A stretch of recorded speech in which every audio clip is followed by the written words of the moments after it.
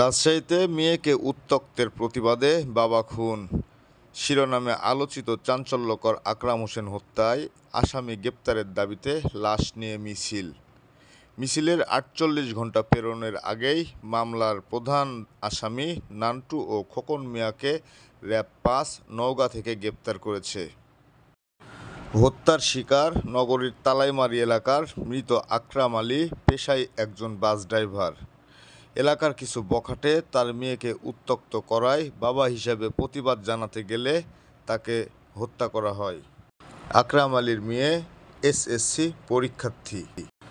মেয়েকে উত্ত্যক্তের প্রতিবাদে নান্টুর বাবাকে জানালে নান্টু আরও ক্ষিপ্ত হয়। এর ধারাবাহিকতায় ১৬/৪/২০২৫ তারিখ রাত্রে মহানগরীর বোয়ালিয়া থানার তালাইমারী শহীদ মিনার এলাকা থেকে নিজ বাড়িতে ফিরছিলেন আকরামের ছেলে ইমাম হোসেন। এ সময় ১০-১২ জন সন্ত্রাসী মিলে তাকে হত্যার উদ্দেশ্যে আক্রমণ করে। ইমাম হোসেনের প্রাণ বাঁচানো চিৎকার শুনে এগিয়ে যান তার বাবা। ঘটনাস্থলেই তারা তার বাবাকে অনেক আঘাত করে এবং সে আঘাতে তার মাথা থেঁতলে যায় এবং হাসপাতালে নিলে কর্তব্যরত চিকিৎসক মৃত ১৬ ঘোষণা তারিখ করে। অর্থাৎ বুধবার রাজশাহীর তালাইমারীতে মেয়েকে উত্ত্যক্ত করার প্রতিবাদ করতে গিয়ে বাবা নির্মমভাবে সন্ত্রাসীদের দ্বারা নিহত হন। পরবর্তীতে কনসার্ন থানায় মামলা হয় এবং এলাকাতে ব্যাপক আলোড়ন তৈরি হয় এবং লাশ নিয়ে মানববন্ধন করা হয়।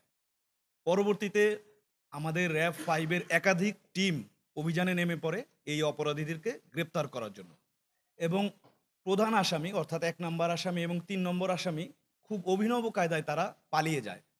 তারা তাদের কোনো আত্মীয় অথবা বন্ধুদের সহায়তা না নিয়ে তাদের পরিচিত একজন ভ্যান চালকের সহায়তা নিয়ে নওগাঁতে চলে যায় এবং এই ভ্যান চালক অপরাধীদেরকে তার বাড়িতে রাখে না, তার বাড়ির পাশেই পরিত্যক্ত একটি বাড়িতে লুকিয়ে রাখে।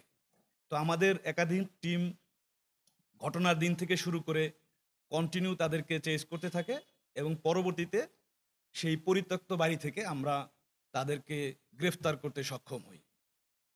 এই মামলার অন্যান্য আসামি যারা আছে তাদেরকে গ্রেফতারও প্রক্রিয়া চলমান রয়েছে। আমরা আশা করছি ইনশাল্লাহ অন্যান্য অপরাধীদেরকেও আমরা গ্রেফতার করতে সম্ভব হবে।